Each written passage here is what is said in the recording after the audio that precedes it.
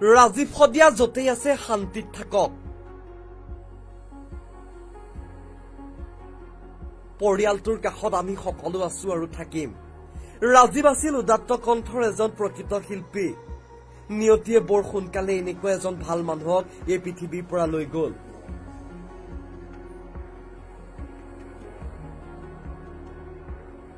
প্ৰয়াত শিল্পী ৰাজীৱ শদিয়াৰ বিষয়ে এনেদৰে লিখিলে জুবিন গাৰ্গে। সৌসিদিনালৈকে ভালদৰে ৰাজীৱ শদিয়াক চিনি নোপোৱা জুবিন গাৰ্গে ৰাজীৱ শদিয়াৰ বিষয়ে লিখিলে কলম। সেই লিখনিৰ জৰিয়তে প্ৰকাশ কৰিলে জুবিন গাৰ্গৰ মনৰ কিছু কথা। জুবিন গাৰ্গৰ সেই লিখনি এতিয়া সামাজিক মাধ্যমত ভাইৰেল। জুবিন গাৰ্গে লিখিছে, অতিকৈ প্ৰভাৱশালী এজন গায়ক, যাক অসমৰ ৰাইজে ইতিমধ্যে গণশিল্পী বুলি অভিহিত কৰিছে।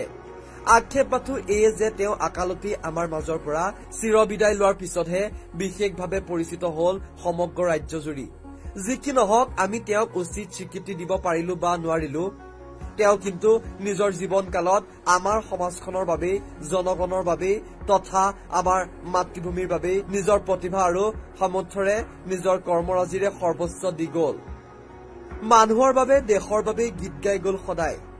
এজন শিল্পীৰ কণ্ঠত যিমান শক্তি থাকে সেই সকলো শক্তিৰে উন্মুদ্ধ কৰি গ'ল জনতা আৰু হুংকাৰ দি গ'ল দুৰ্নীতিত লিপ্ত সকলো অপশক্তি। ৰাজীৱ আছিল উদাত্ত কণ্ঠৰ এজন প্ৰকৃত শিল্পী। সেয়ে কেতিয়াও স্বীকৃতি বিচাৰি বা তথাকথিত লাইমলাইটতকৈ বেছি গুৰুত্ব দিছিল নিজৰ সৃষ্টিক আৰু কৰ্মক।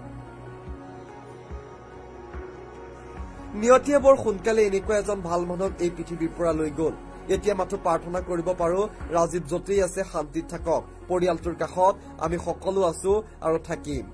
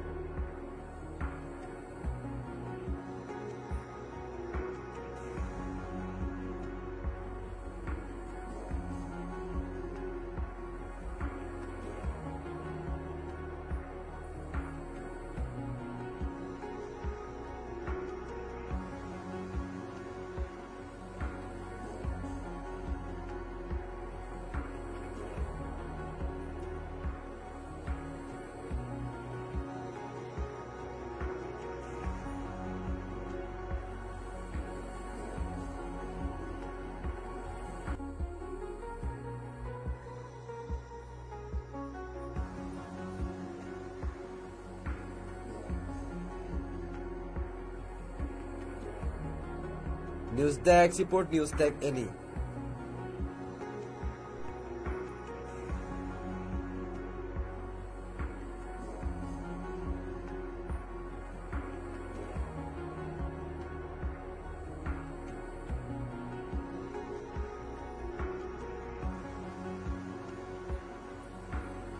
শিল্পী মানে জনতাৰ হৈ থিয় দিয়া সকলকে শিল্পী বুলি কোৱা যায়।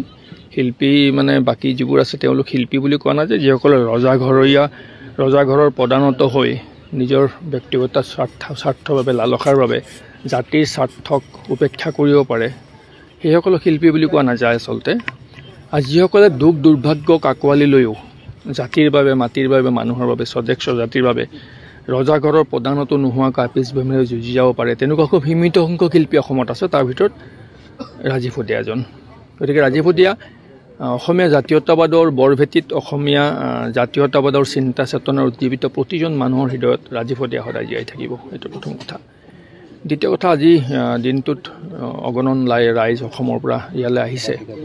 তেওঁলোকৰ সুখ আৰু দুখ, সুবিধা আৰু অসুবিধাবোৰ আজিৰ দিনটোত বিচাৰ বিশ্লেষণ কৰাটো সম্ভৱপৰ হৈ নুঠিব, বাস্তৱ নহ'ব এইটো। গতিকে সকাম হৈ যোৱাৰ পাছত এই বিষয়ে কথা বতৰা পাতি আমি যিসকল স্থায়ীভাৱে আছোঁ ইয়াত, আমি পৰিয়ালৰ কথা বতৰা পাতি সেই সমস্যাবোৰ কেনেকৈ সমাধান কৰিব পাৰি তাৰ বিষয়ে আমি চিন্তা চৰ্চা কৰিম।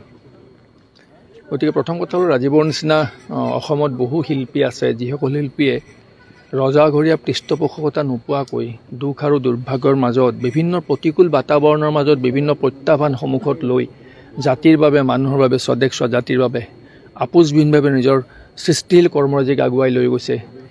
সেইসকলে ন্যায় পোৱাটো উচিত। আৰু দ্বিতীয় এজন ৰাজীৱ শদিয়াৰ নিচিনা কোনেও দুখ আৰু দুৰ্ভাগ্যৰ মাজত জীৱন হেৰুৱাবলগীয়া নহওক।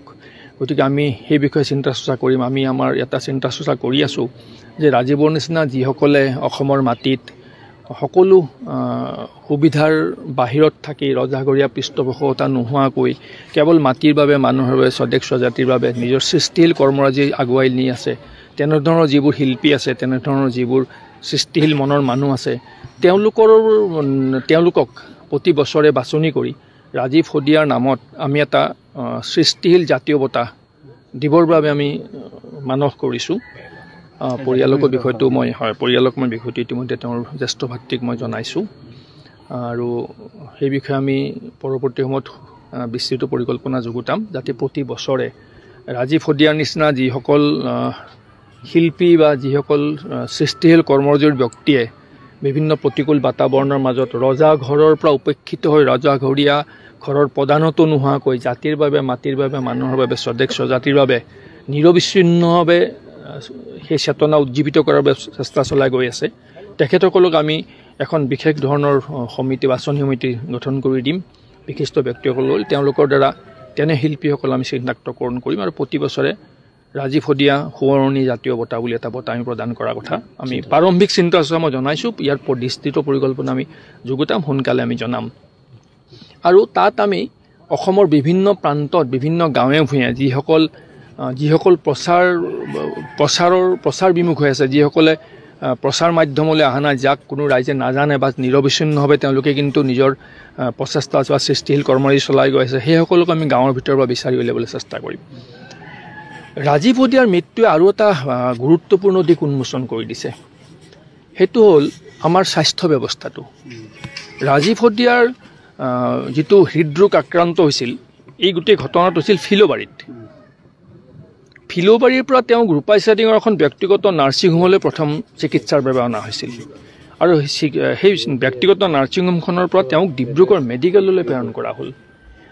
আমি অসমত সততে বিকাশৰ কথা কওঁ যে অসমৰ স্বাস্থ্যখণ্ড দ্ৰুতগতিত বিকাশ হৈ আছে। ৰাজীৱ শদিয়াৰ মৃত্যুৱে এটা বাস্তৱ প্ৰতিচ্ছবি জনসাধাৰণৰ মাজলৈ আনি দিছে।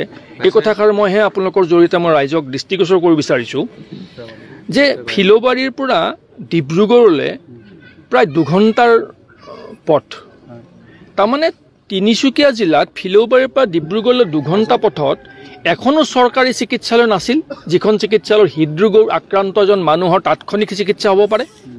সেই বাস্তৱ সত্যটো কিন্তু আমি কোনো মন কৰা নাই। তাতোকে ডাঙৰ কথা যে ৰূপাইচাৰিঙৰ পৰা ডিব্ৰুগড়লৈ যোৱা পথত তিনিচুকীয়া মেডিকেল কলেজখন আছে মাকুমত। কিয় তিনিচুকীয়া মেডিকেল কলেজলৈ নিনি তেওঁক ডিব্ৰুগড়লৈ কিয় পঠিয়ালে? তাৰমানে তিনিচুকীয়া মেডিকেল কলেজত চিকিৎসা নহয়। এনেকুৱা মেডিকেল কলেজ অসমত প্ৰয়োজন কি আছে, যিখন মেডিকেল কলেজত ৰাজীৱ শদিয়াৰ নিচিনা বা অসমৰ যিকোনো এজন দুৰ্ভগীয়া মানুহৰ জীৱন বচাব নোৱাৰে?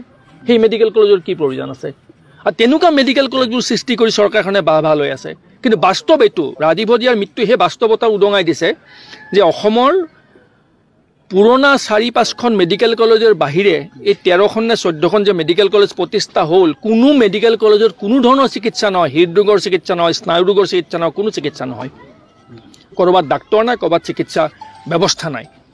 গতিকে ৰাজীৱ শদিয়াৰ এই মৃত্যুৱে এটা অতি দুৰ্ভাগ্যজনক দিশ উদঙাই দিলে আৰু ৰাজ্যখনৰ বিকাশৰ বাস্তৱ প্ৰতিচ্ছবিখন অতি স্পষ্টভাৱে জনসাধাৰণৰ সন্মুখত উদঙাই দিছে যে এইটোৱেই স্বাস্থ্যকেন্দ্ৰৰ বিকাশ, য'ত ফিল'বাৰীৰ পৰা এজন ৰোগীক, হৃদৰোগ আক্ৰান্ত ৰোগী এজনক ডিব্ৰুগড় মেডিকেললৈ নিব লগা হ'ল, কিন্তু ফিল'বাৰীৰ পৰা ডিব্ৰুগড়লৈ সুদীৰ্ঘ 2 ঘণ্টাৰ পথত এখনো চৰকাৰী চিকিৎসালয় নাছিল য'ত হৃদৰোগৰ চিকিৎসা হ'ব পাৰে। মেডিকেল কলেজ এখন আছে তিনিচুকীয়া, সেইখনতো চিকিৎসা নহয়।